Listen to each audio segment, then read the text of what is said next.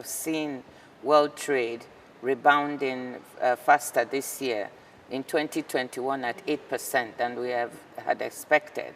And we're projecting 4% next year in 2022. The way that governments responded very fast with massive amounts of fiscal stimulus, helped to improve the performance of the global economy and avoid deep recessions that happened at the beginning of the COVID. So that has been very helpful in putting liquidity in businesses and money in the hands of consumers. So that helped trade to rebound. The other thing is vaccines. I mean, the fact that the world came up with vaccines much faster than we've ever seen gave a big boost of hope. The fact that global supply chains were also resilient.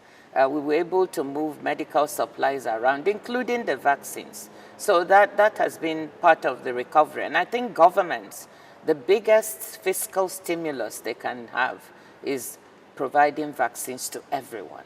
And when I say everyone, I don't mean just people in your own country, because no one is going to be safe until everyone is vaccinated. I think trying to provide vaccines to rich and poor alike. Well, China is the biggest trading partner in the world. I mean, I think it's virtually 25% of world trade.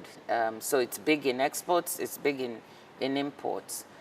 So China's rebound is very important for the world. And China recovered very fast from the pandemic, even though it started in China, but China put in policies fast enough that led to the economy rebounding. And now growth is expected, at rates that are much higher than other countries. So that role of the engine of growth and trade is very important. So China in the WTO plays a very important role.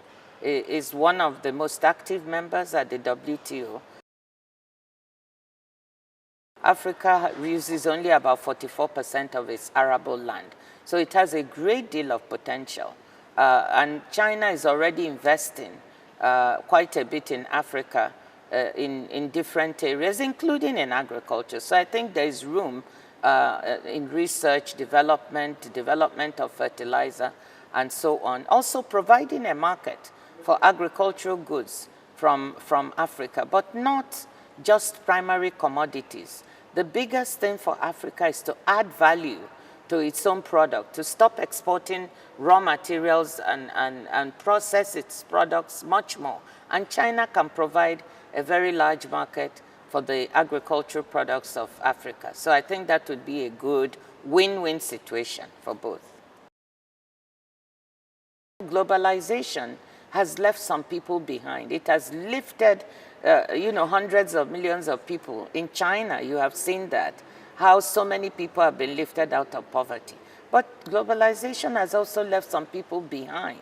In some of the rich countries, incomes of people have stagnated, of the working class. In some poor countries are left behind. How do you help to lift them up?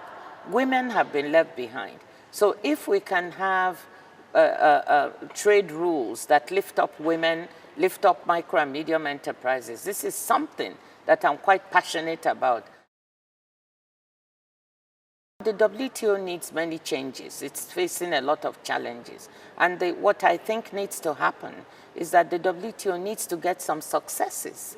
It's been taking too long to produce results. So my absolute laser focus this year is on getting some wins, some results out of WTO.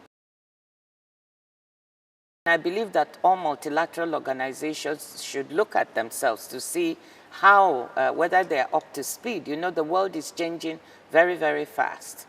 So WTO needs those changes. Once we reform ourselves to be up to speed, cooperating to make sure that multilateralism is strong is very important.